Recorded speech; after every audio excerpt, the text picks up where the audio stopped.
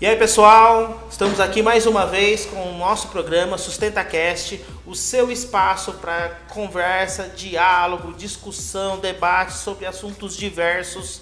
É o seu espaço de conteúdo feito por pessoas que fazem a diferença.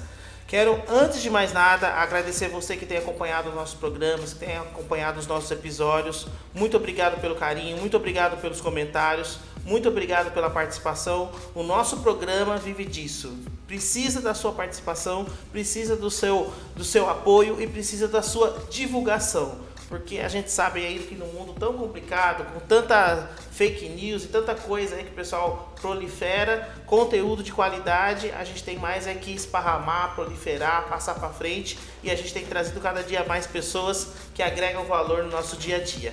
Beleza? Antes de começar, eu vou abrir aqui com uma frase de um cara que é nada mais nada menos, um filósofo grego chamado Epicuro.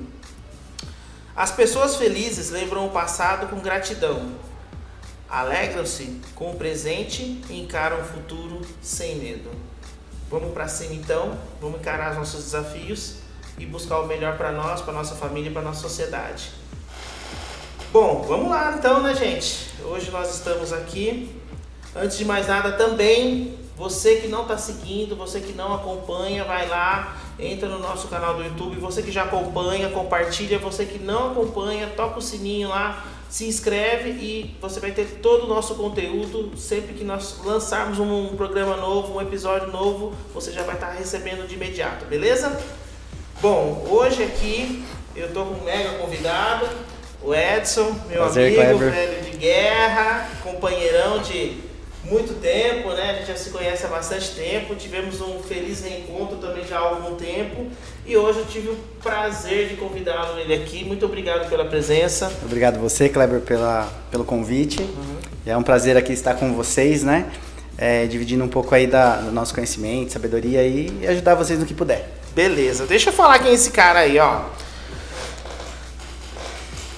Edson Irias, ele é engenheiro. O nome dele é Edson Cândido Irias. Ele é engenheiro mecânico formado pela Anhanguera.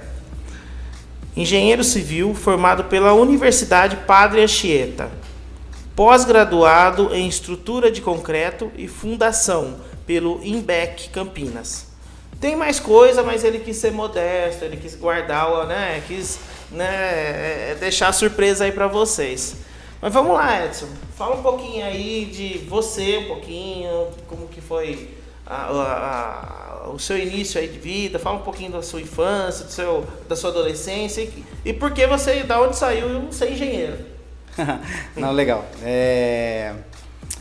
Eu sou de Jundiaí, né? Nasci no Rio Acima e com 6 anos eu vim para Várzea, né? Com os meus pais. E meu pai, ele foi um criador de aves, né? Desde a Betinha até aqui em Várzea, né? Na Granja Barra Azul, antiga Granja Barra Azul. Nossa, cara. Cresci ali, né? Passei a minha vida...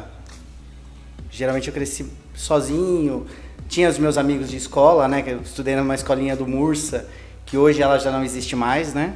Ela tá abandonada lá, é perto da Cinespan ali, sabe? Sim, Tem uma casinha do lado lá, ela ali é minha escolinha até a 4ª série. Aí eu passei pelo Pinheirinho, depois passei pelo Tanaka, fui pro Gandra. Do Gandra fui pra Faculdade Politécnica, depois ela passou a ser Anchieta, que eu fiz o curso de engenharia. Fiz Senai, né? Fiz Senai em Jundiaí, no Conde Alexandre Siciliano, depois fiz Senai em Campo Limpo, né, no Alfred Krupp. Fiz o curso bacharelado em mecânica, engenharia mecânica. E por coincidência, né, conheci a minha esposa Rafaela, ela começou a fazer engenharia civil. E aí gostei, falei, vou fazer também. Amei a engenharia civil, né, que é no que eu trabalho hoje. Me especializei na parte de estrutura de concreto armado e fundações, né? E entre outros cursos, fiz coach, e aí a vida vai. Então a gente não pode parar. Então todo dia é um conhecimento novo, Legal. São histórias novas e é isso aí. Tentando passar para a garotada, ensinei bastante gente na parte da mecânica, na parte da civil. E estamos aí, correndo para crescer, né? Isso é bacana, porque você começou na mecânica. Atuou nela, trabalhou nela, né? Trabalhei 14 anos na engenharia mecânica. Bastante tempo, já estava operacional, consolidado aí na profissão. Sim. E de repente teve essa virada de chave na engenharia. Sim. A gente vê muito, eu que atuei por um bom tempo ali na guardinha e tal, a gente tinha essa experiência de medo, receio, né, da rapaziada. Primeiro escolher uma carreira e quando escolher errado. Uhum. E se escolher errado, medo de mudar. Então olha quantos desafios diferentes, né? Principalmente quando é jovem. Sim. É muito complicado. Como é que foi assim essa virada aí de curso na sua vida de falar, não, eu não quero a mecânica, eu quero a civil, é isso que eu quero. Como que é isso? Na realidade, a minha história da mecânica começou errada mesmo. Né? Eu estava no Gandra, acho que no primeiro, segundo ano do Gandra, aí eu ouvi falar de Senai. Como eu vim de uma família muito simples, né? Todo mundo achou que eu ia partir para a área mais biológica ali, uma parte mais veterinária, sabe? Porque era a profissão do meu pai. Eu adorava criar frango com ele lá, fazer essa parte de... Ficava com ele todo dia, né? E eu fui pro Gandra. E nisso eu conheci um amigo, que ele fazia Senai. E eu falei, pai, eu quero fazer Senai. Só que na minha cabeça, quando eu era pequenininho, que eu morava lá, eu desenvolvia os meus carrinhos, porque o poder aquisitivo dos meus pais nunca foram alto. Então eu desenvolvi os carrinhos lá e falei, nossa, e amava Ayrton Senna, né? Meu fã de lá de cima, é o cara, meu ídolo, então Legal. É o cara que eu sempre sigo, né? Então falei, cara, vou ser mecânico de automóvel. E esse meu amigo fazia engenharia, fazia Senai de mecânica geral. Eu falei, nossa, que legal, vou fazer Senai de mecânica geral, mexer com carro. Oba! Olha que legal, né? Primeiro dia do Senai, entrei lá, falei, pô, legal. Aí eu vi um negócio de torno, fresa, mandrilhadora, retífica. Falei, o que tem do carro isso? Acabei não mexendo com o carro, acabei fazendo as peças do carro. Falei, nem totalmente... Eu achei que eu ia arrumar carro, acabei me especializando em fabricar as peças. Em geral, em tudo que você pensar, eu fabricava. E aí foi indo. E amo a mecânica, amo a engenharia mecânica também. Tá? Às vezes atuo na minha área, as duas profissões, tá? Tanto que a civil ela tem essa parte metálica, de estrutura. Então eu também tenho esse conhecimento e também posso exercer como eu exerço também. Então ele meio que complementa também no que você faz hoje. Sim. Legal. Né? E quando eu fui para essa parte da civil, não sabia nada, mas entendia muito bem de desenho, porque trabalhava todo dia com desenho mecânico. Sim. E comecei a ver essa parte de construir casa, desenvolver um projeto, desenvolver o sonho da pessoa, que é mais real. E você vê um projeto seu sendo executado. Sim. E eu gostei, falei, não, vou para esse lado aí. Trabalhei ainda, depois que eu me formei em mecânica na empresa, ainda como operacional. Quando eu fui para civil, eu continuei trabalhando na mecânica. E à noite a gente mexia na parte de civil. Até uma hora que engrenou. Como a minha esposa já estava há 9 anos na civil, a gente engrenou. Falei, legal, agora eu larguei a parte da mecânica e aí foi que a gente montou um escritório. Foi até legal, né? A gente montou um escritório na nossa casa. Acho que você lembra dessa fase. Lembro. Aí depois nós tivemos uma sociedade, aí mudamos a sociedade para um escritório só eu e ela, e aí estamos voando aí nós dois. Né? Depois você vai me contar isso. Tem essa coisa de trabalhar com a esposa, é um negócio meio misterioso. Depois a gente fala sobre isso. Legal. Mas bacana, super legal. E na construção, como você vê agora hoje você tem, como que é? Fala um pouquinho sobre o seu trabalho enquanto engenheiro civil. Hoje, Kleber, eu, na parte do escritório, sou mais responsável na parte de execução de obra, certo? Parte de projeto de estrutura, né? E a parte do acompanhamento da obra, da execução, se ela está saindo conforme projeto. Eu faço mais essa parte de desenvolvimento do projeto. Do planejamento ou a execução dele, só não na parte de desenvolver o projeto, hoje já é engenheira arquiteta, né? Entendi. Que é a Rafaela, que ela é engenheira e também arquiteta. Entendi. Então, ela que desenvolve essa parte de projeto. Eu desenvolvo a parte de estrutura, projeto hidráulico, projeto elétrico e execução. Certo. Tá? Então, o nosso escritório hoje ele é bem amplo, né? Nós trabalhamos também com parte de CETESB, bombeiro, vigilância sanitária. Então, toda essa parte de desenvolvimento nós fazemos. Então, assim, é de cabo a rabo. Bem completo. Tá? Temos vários nichos, assim, dentro de um escritório só.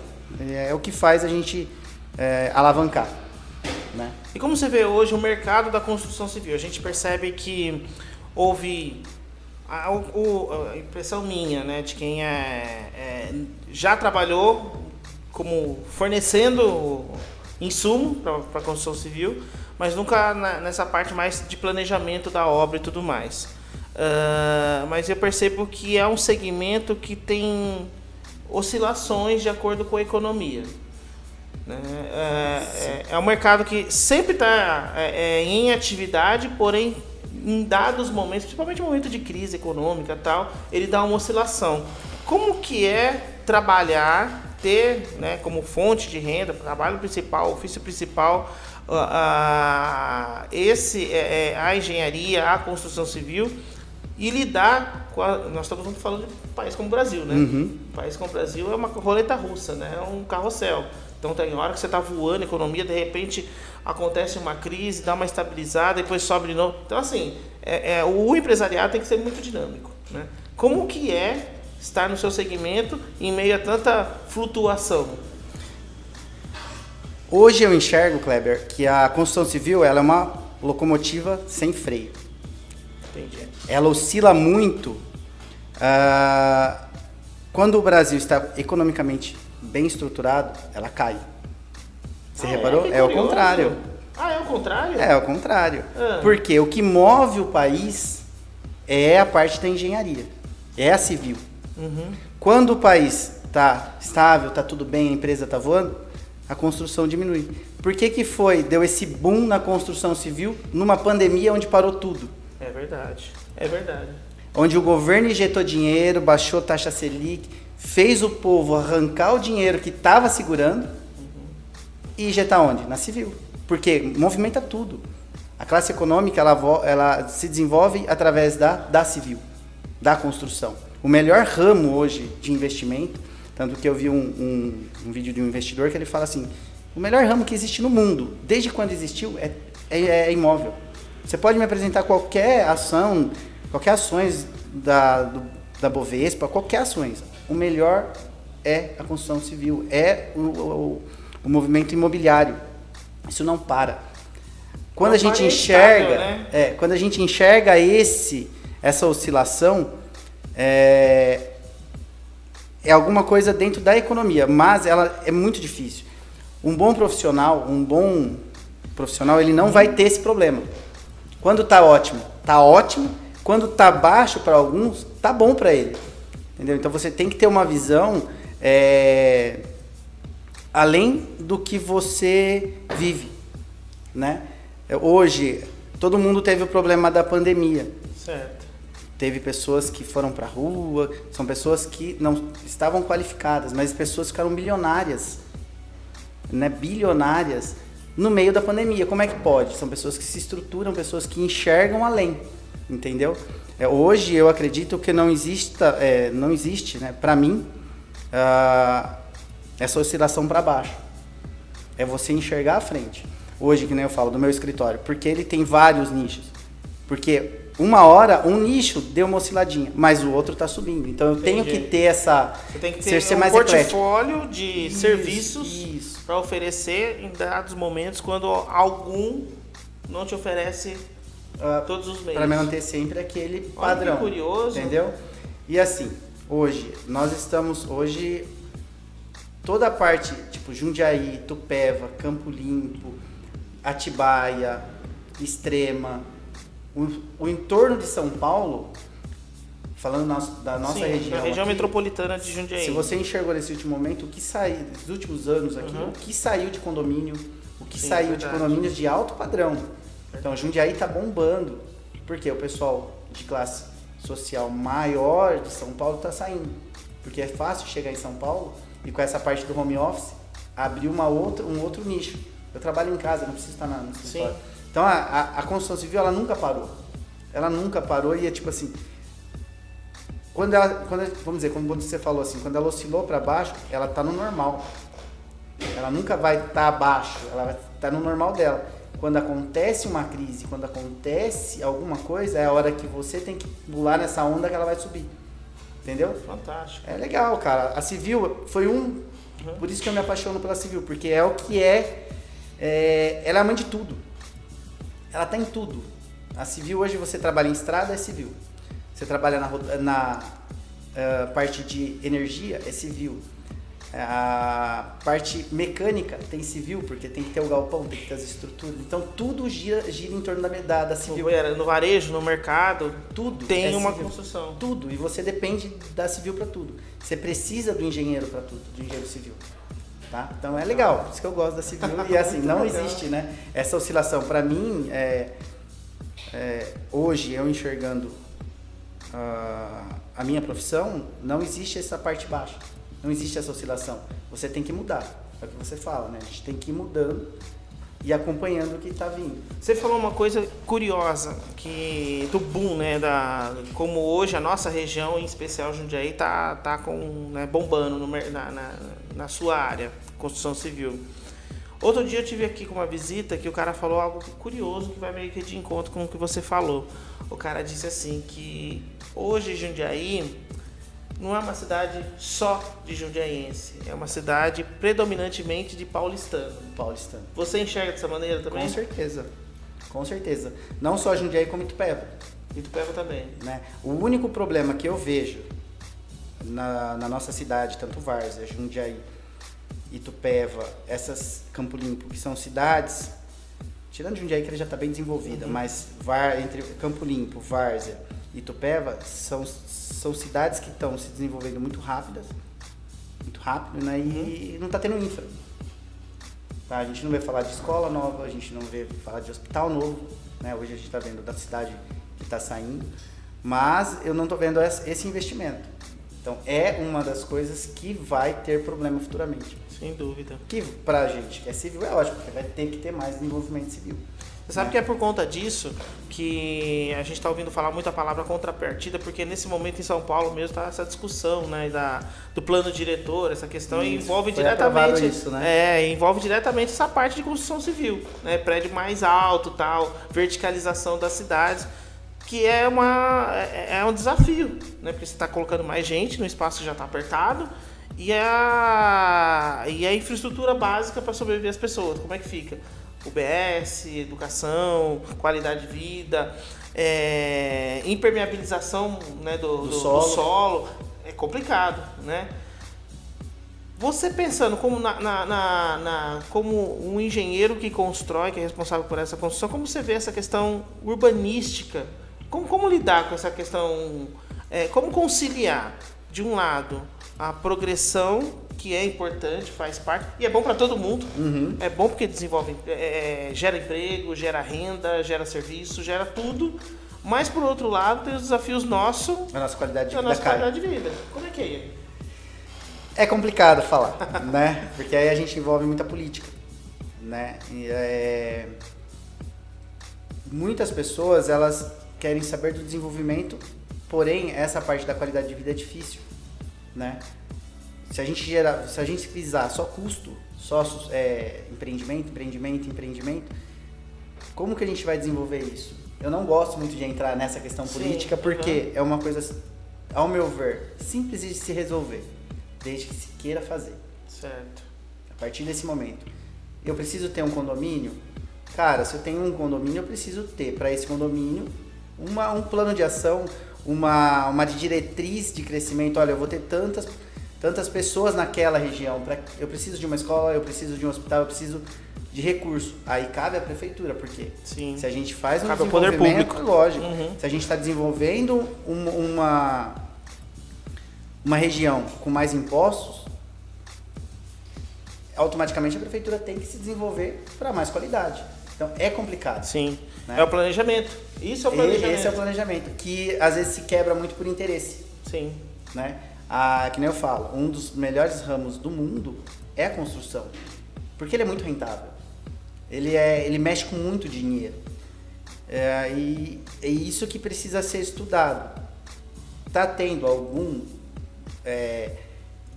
vamos pensar assim, está tendo algum interesse particular nesse empreendimento? Sim. Então, que faça esse interesse particular gerar algum benefício para a sociedade. Claro. Aí fica muito simples, entendeu? Então dá para se... Quem quer faz. Tem caminhos, né? Tem caminhos. Tem caminhos. Quem quer faz. Acho que é um grande desafio mesmo, é encontrar esses meios termos e também a participação da sociedade, né? Sim. Participação da sociedade em acompanhar e cobrar esse tipo de comportamento, né?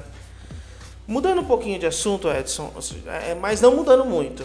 Nosso tema aqui do nosso programa é sustentabilidade, né? É um dos grandes temas que a gente gosta de abordar aqui. Hoje é possível, existe eu como leigo, eu gosto muito de acompanhar plataformas de casa. Eu tenho um sonho de fazer minha chácara toda ela, né, sustentável, tá? Mas a gente sempre se depara muito na questão de custo. Certo. E às vezes a gente tem a impressão de que aquilo que seria correto do ponto de vista ambiental, do ponto de vista de produtividade, menor uso de energia e tudo mais, é muito caro em detrimento daquilo que é os processos comuns na hora de fazer uma casa. Isso é fato, existe mesmo essa distância entre a sustentabilidade com uma construção mais simples. Isso, em relação a uma construção convencional. Hoje, né? Hoje, assim, vou falar dos últimos 2 anos, né?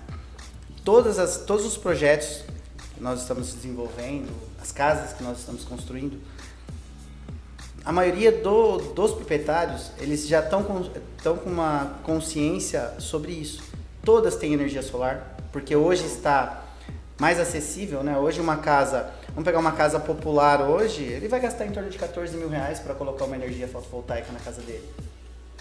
Entendeu? Com efetividade? Sim, para que ele pague o mínimo da energia dele, para ele gerar a própria energia. Coisas que anos atrás você gastará 60, 70, 100 mil reais. Né? Empresas estão fazendo fazendas de energia fotovoltaica, gerando energia para aquela empresa. Então, está mais acessível. A maioria das casas estão pedindo cisterna para reaproveitamento de água de chuva, para usar jardim, lavar calçada. Então, assim, esse pensamento está se amadurecendo ao passar do tempo. Né? Eu acredito que daqui 10, 15 anos, todas as casas vão estar com energia fotovoltaica.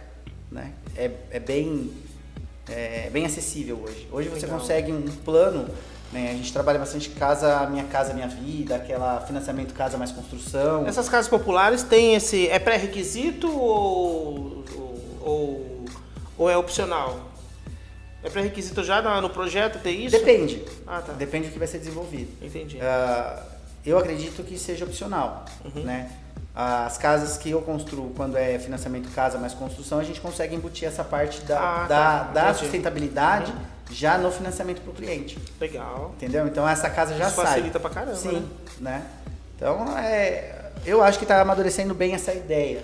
Perfeito. Né? Jundiaí tem um plano diretor legal que eles pedem essa área de permeabilidade. Quem não tem que fazer a caixa de infiltração. Eles estão pensando, né? Acredito que Várzea vai começar também, Itupeva também já vai ter. Então, está tendo uma pouca movimentação sobre isso, mas já está tendo, então já é alguma coisa. E o custo está mais acessível para a pessoa poder fazer uma casa projetada assim? Sim. Tá. Eu acredito que hoje, uma casa simples, vamos pôr uma casa de 70 metros quadrados, né? Ele vai gastar em torno de 20 mil reais a mais na casa. Mas para ele pagar, vamos ver se for um financiamento, em 30 anos. Então compensa. Compensa, tendo em vista, além dos benefícios, né, ambientais e tudo mais, o benefício próprio, no caso da fotovoltaica, que não tem Ele vai pagar o mínimo da energia dele, mais uma taxinha que agora aprovaram no governo lá, que você tem que pagar uma taxinha, que você vai usar o pedaço do fio do governo, né, da CPFL. Então, mesmo assim que você pague 100 reais de energia, uma pessoa que gaste 300, 400 reais, acredito que em 5 anos ele já pagou. E a garantia da fotovoltaica são 30 anos. Então ele tem muito muito eficiente, 25 anos de energia de graça. É, muito eficiente, entendeu? muito eficiente. Então, legal. Essa sustentabilidade está chegando forte agora. Isso é bacana, você falou do lance das cisternas, isso é muito interessante. Sim. Muito interessante. Legal. Gente, nós estamos aqui com o Edson. O Edson ele é engenheiro e vamos só reforçar aí mais uma vez. Se você já curte, compartilha, comente, deixa lá a sua mensagem. Se tiver dúvidas, manda. A gente depois entra em contato com os nossos convidados para tirar as dúvidas. Se você não curte, já vai lá, curte a nossa página, curte o nosso canal, se inscreva e participe, tá bom? Edson, vamos para essa garotada que está começando agora aí, que está correndo atrás, está no ensino médio aí e tal. Por que o cara deve ser engenheiro? Me dá uma... Dá uma ajuda aí, porque o que tem de legal na sua profissão aí pro cara se incentivar a ser engenheiro? Cara, engenheiro é tudo de bom, né? Tem que ter o dom para ser um engenheiro. Eu acredito que tudo que você vai fazer, você tem que ter um dom, né? Você tem que gostar do que você faz, você tem que acordar e agradecer pelo seu trabalho, né? Eu acho que cada um não tem que ser engenheiro. Eu acho que ele tem que ser o que ele queira ser. Porque se ele fizer o que ele quiser ser, o que ele ama fazer, ele vai ser bem sucedido. Ele não precisa ser um engenheiro. Entendeu? Ele é legal? É, pra mim. Mas pra ele não é. De repente não é. Pra ele, às vezes ele pode não ter nenhum estudo, mas ele pode ser um cara bem sucedido na vida. Depende dele, ele tem que fazer o que ele ama. Certo, tudo que faz com amor dá resultado. Resultado é isso, pra mim, entendeu? Enquanto carreira, tem bastante segmento que uma pessoa dentro da carreira de engenharia pode seguir? Cara, civil, na parte de civil, tá? Cara, tudo que você imaginar é civil. É o que eu falo, você tá na estrada, rodovia, é civil. Topografia é civil, estrutura é civil, madeira é civil, tudo é civil. O seu semáforo é civil, entendeu? Para você pôr um poste na frente da tua casa, tem que ter um engenheiro civil assinando. Então, assim, é um ramo muito promissor. Ele é excelente, tá? Mas tem que amar, porque ele é muito cobrado. Toda profissão é muito cobrada. Então, assim, se você não gosta de cobrança, não é o seu... Não adianta, tá? Mas ele é fantástico. Qual que é? Você falou uma coisa legal, da responsabilidade, né? Qual é o tamanho da responsabilidade do engenheiro quando ele assina, seja lá o que for? Esse é um conselho que eu dou para muitos engenheiros novos, né? Que eu, com a engenheira Rafaela, hoje a gente tá muito ligado nisso, porque são garimpados essas pessoas em muitas empresas que fazem coisas ilícitas, mas ela precisa de um cara para assinar. Quando você coloca a sua assinatura, você está falando que você é responsável por aquilo lá. Então imagina um muro de arrimo. Olha que coisa simples. É um muro de arrimo. Precisa de uma RT do engenheiro, ele vai assinar. E vai o construtor, que tem 20 anos de experiência, que sabe fazer, fala pro proprietário, não precisa de projeto não, só precisa da RT dele que eu faço o muro do meu jeito. O cara vai lá e faz um muro de bloco de baiano lá. Dá uma chuva, criancinha tá andando de bicicleta lá, muro cai e mata a criança. Quem que é o responsável? Quem que vai preso? O cara que assinou a RT falando que o muro aguenta, né? O engenheiro estrutural, ele tem uma... Só para ser pedagógico, tá? Às vezes, fala pra gente, o que é o engenheiro estrutural? O engenheiro estrutural é o cara que calcula toda a estrutura de uma casa, de um prédio. Legal. De uma... Cara, tudo que você vê de pé é um engenheiro estrutural que calculou. Que calculou o peso, para saber a carga, desde a telha, desde da comieira de cima do telhado, até chegar no contrapiso. A gente tem que calcular tudo para a gente desenvolver essa carga num tipo de fundação, que ela pode ser rasa ou profunda, para deixar essa casa estável, para que não caia, né? Para que não aconteça igual um tempo atrás na Turquia, que teve aquele terremoto e caiu um monte de caiu prédio. de casa. Olha que legal, qual o único prédio que não caiu? Não lembro qual. Não sabe? Não. O prédio do CREA. Olha que bonito. Que coisa. Porque era um prédio que foi calculado exatamente com os abalos sísmicos, com tudo que tem que ser calculado, e o prédio ficou de pé. Engraçado que o resto caiu. O que aconteceu com todos os engenheiros que assinaram os prédios que caíram? Lógico, os antigos tudo bem, mas os novos que caíram estão prendendo os engenheiros. Por quê? Eles garantiram que caíram. E não é o primeiro terremoto, é o segundo ou terceiro que tem essa catástrofe lá. Sim. Eu brinco aqui no Brasil, nós tivemos um abalo sísmico aqui, a taxa de Mortalidade população aqui vai dar uma boa baixada. Porque duro isso, é sério. É sério, é sério. Então assim, quando a gente assina um documento, eu tô falando que aquilo aguenta. Entendeu?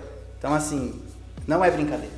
A parte a responsabilidade do engenheiro estrutural é muito grande, né? A gente tem um edifício que eu até brinco, né? Que é legal se a gente pegar o Golden Office de Jundiaí, que é um prédio gigante lá, né? Bonito. Ele balança, chega a balançar 1 metro. Imagina se lá em cima ele chega a balançar 1 metro. Por quê? Ele tem que balançar. E isso é calculado. Não pode ser rígido. É uma estrutura rígida, porém ele balança. Né? Tem vídeos de Santa Catarina que tem uma banheira que a banheira faz isso e o prédio não cai. Porque é calculado. E é a responsabilidade do engenheiro de calcular aquilo. Então essa é a função de um engenheiro estrutural. É calcular todo o edifício, né? Seja casa, prédio, enfim. E toda a carga que vai ter, além da carga dele próprio em si, do que estará dentro dele também, né? Já Sim, não, tudo, você dimensiona tudo. Tanto que essa carga do que vai estar dentro vem pela laje. Vai ser uma biblioteca, vai ser um depósito, vai ser um estacionamento de carro, que nem caiu aquele estacionamento do shopping em São Paulo que afundou, estão atrás do engenheiro. Aquele prédio que caiu, você sabia que um prédio, ele se incendiou. Ele tem que ter 30 minutos de fogo. O prédio inteiro tem que estar pegando fogo durante 30 minutos. Se ele cair antes, é chamado o engenheiro que calculou, faz a revisão de cálculo, por que o prédio caiu antes?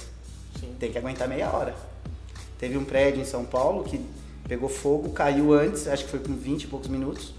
Foram atrás do engenheiro de 1980 da bolinha lá atrás, para puxar o resumo de cálculo por que o prédio caiu. Porque as normas são antigas. Tá tendo algumas revisões, né? Cada tragédia que tem é uma revisão nova que sai. Mas aí você tá abordando uma questão seríssima, né? Porque vamos pensar nas regiões. Em condomínio de alto padrão, eu imagino que isso não aconteça, até porque tem todo um pré-requisito legal para ser atendido. Mas vamos pensar Depende? Depende.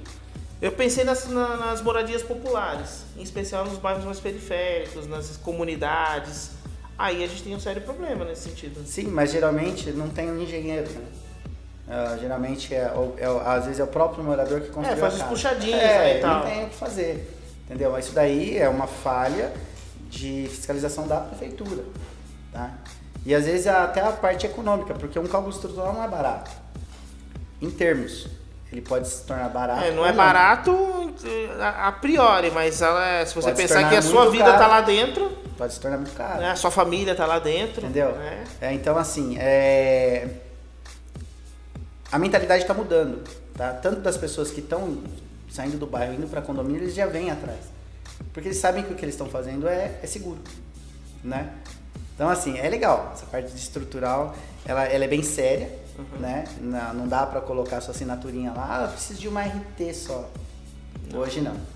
Hoje é complicado. Para quem está começando, é tentador. É tentador, né? É verdade. Eu preciso de dinheiro. E aí eu tenho o cara que eu preciso do cara para assinar. Que o pessoal chama do engenheiro caneteiro. Entendeu? Então é complicado, mas... Boa essa, hein? Engenheiro caneteiro, pegaram? Essa daí é o que é mais usado na parte boa. Gíria de engenheiro, bacana. Engenheiro caneteiro, boa. Não tem jeito. Né? Legal. Mas é isso. Já pegou aquele cara assim que você fez todo o projeto e tal, e o cara quer ser engenheiro junto contigo. Mas e se? Sério? Todos. Todo mundo? Todos. Todos são engenheiros, não adianta. E engenheiro, lembrei agora, né? Eu ia falar. Engenheiro estrutural, ele tem uma fama. Ah, é? É de louco. Ah, é? Louco? É. Ah. Porque assim, quando a gente dimensiona uma fundação, a gente dimensiona a carga que está sendo feita naquele solo. Sim. E solo tem várias diferenças de cargas. Cada solo resiste uma carga. Então, a gente, às vezes, o cara enterra fortunas debaixo da casa. Entendeu? Aí o construtor de 20 anos falou assim, ele é louco. Fiz uma casa lá, pus broca de 1,5 m. Sim, por causa da fundação, né? Eu fiz uma casa no brejo, lá nem broca pus. Então, assim, e o proprietário, por ele ser leigo, ele acredita, porque o cara faz 20 anos que faz casa. Sim. Entendeu? Então, assim, e outra, lá atrás, às vezes o pai dele fez uma casa de tijolinho de barro que tá em pé até hoje. Por que eu vou ter que fazer tudo isso? Hoje, Você entendeu? Mas existe toda uma norma, toda uma BNT, toda uma estrutura por trás disso para chegar numa casa, né? A gente tá falando de casa, né? Uhum. Quando eu fiz a minha pós, a gente não estuda casa, a gente estuda prédio, ponte, Sim, grandes edificações. Uhum. Só que a gente tem que trazer da grande uma pequena. Tanto que eu já calculei residência para calculista de ponte e de prédio. Porque ele não sabia calcular uma casa.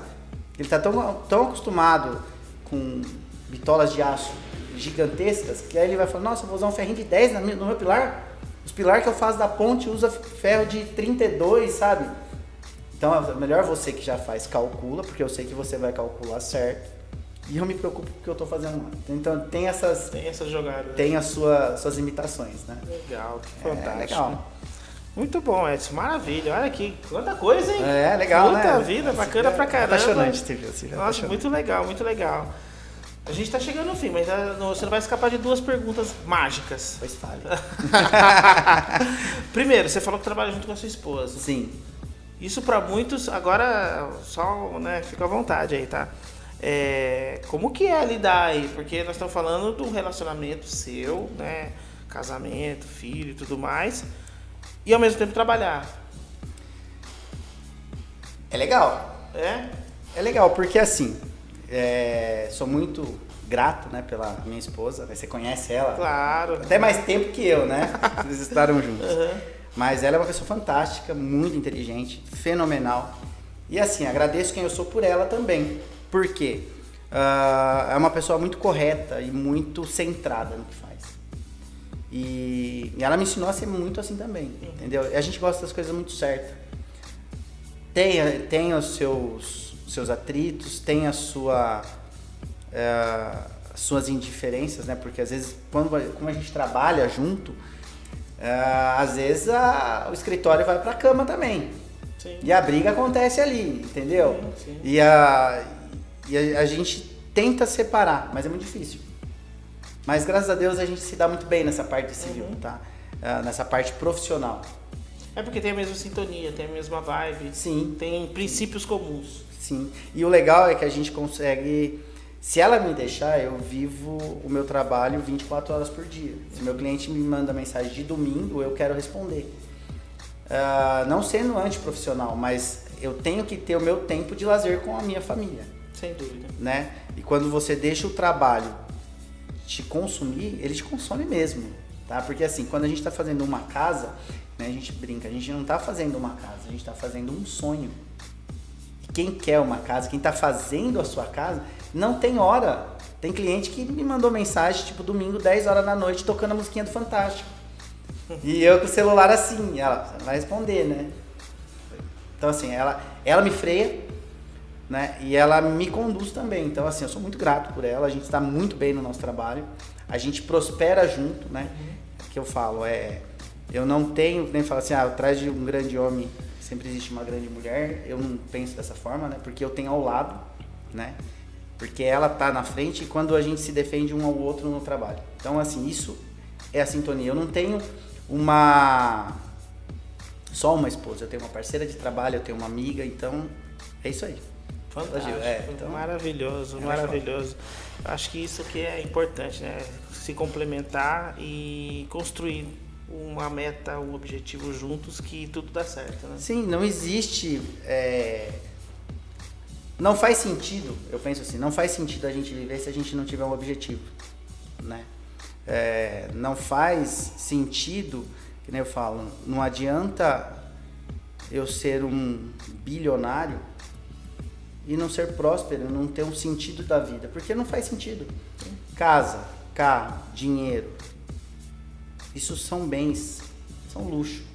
E o seu propósito? Qual que é o seu propósito? Quando você nasce, qual é o seu propósito? O maior prazer que eu tenho quando eu faço uma casa é o agradecimento da pessoa de ver o sonho dela pronto. Não tem preço, né? Então esse é o meu intuito. Tá? Lógico, eu mereço ganhar por isso, eu mereço cobrar por isso, porque nós merecemos. Lógico. Mas de ver o olhar de o sonho da pessoa ter sido realizado é fantástico. Isso é propósito. Muito legal. Edson, você trouxe uma percepção diferente do que usualmente a gente tem da engenharia, que a gente pensa na engenharia, na matemática, no cálculo, no sentido de exatas. Você transfigurou isso e humanizou isso com essas suas palavras. Legal. Você transformou isso em conceitos como sonho, como realização, como ideal, como compartilhamento, e fez com que a engenharia que não é do ramo de exatas, né, sempre vê com uma maneira pesada, tensa, difícil, tornou ela algo bonito, leve, quase poético. Então, assim, fantástico. Obrigado. Muito bom. Mas a parte de matemática tem todo o tempo, mas isso é apenas o meu conhecimento, né? Isso eu resguardo a mim. Você não precisa saber como eu chego para ficar de pé. Você precisa ver de pé. Sim. E isso é importante. O proprietário, o cliente, ele não precisa saber o que eu gastei para aquilo ficar de pé. Simplesmente eu fiz. Entendeu? Maravilha. Só fazer. Legal. Né? Tá ótimo. Edson, eu tô vendo aqui, o nosso tempo já tá meio que no limite. Quer falar mais alguma coisa? Quer adiantar alguma coisa? Quer abordar mais algum assunto antes de a gente ir embora? Não, acho que tá tranquilo. Primeiramente, agradecer vocês aí por essa oportunidade. Espero ter ajudado algumas pessoas que tenham a vontade de ser engenheiro civil, sentir no coração que é isso que quer fazer, vai fundo, porque é uma área muito promissora, é uma área que cada dia se expande mais, porém se moderniza cada dia mais, tá? Buscar conhecimento, estudar, né? Como você falou, né? Para as crianças, para as pessoas, para os adolescentes que estão vindo hoje, né? A melhor coisa é você estudar, independente da profissão que você for fazer. Estude, né? Hoje, na construção civil, a gente está, graças a Deus, está com muita dificuldade de mão de obra de ajudante. Eu fico feliz por isso. Porque uma pessoa que tem conhecimento, ela não quer mais trabalhar como ajudante. E até eu me entristeço quando eu vejo uma pessoa trabalhando na obra que não tem estudo. Né? Pessoas que vêm no Nordeste, pessoas que vêm trabalhar aqui em São Paulo que não tem estudo. Mas o único caminho, que foi o que eu usei, né, para eu chegar onde eu estou hoje, foi estudando. Né? Eu olho para trás e vejo muitos amigos que pararam no meio do caminho. Então, assim, nada contra, cada um tem o seu objetivo de vida. Claro. Porém, o único caminho para quem não nasceu em berço de ouro é estudar. Tá? Então, estudem, vai atrás do seu sonho, busquem conhecimento. Independente da área que vocês forem fazer, estudem. O melhor caminho é estudar. O melhor caminho é não ser ignorante. Sabe? O ignorante, ele aceita qualquer coisa. Sim. O cara com conhecimento, ele não aceita. Entendeu? E é isso aí. Maravilha. Edson, muito obrigado. Obrigado mais uma vez.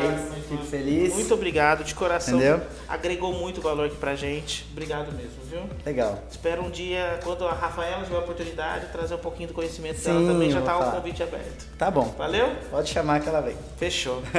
Gente, muito obrigado pela sua paciência, pelo seu carinho, pela sua atenção.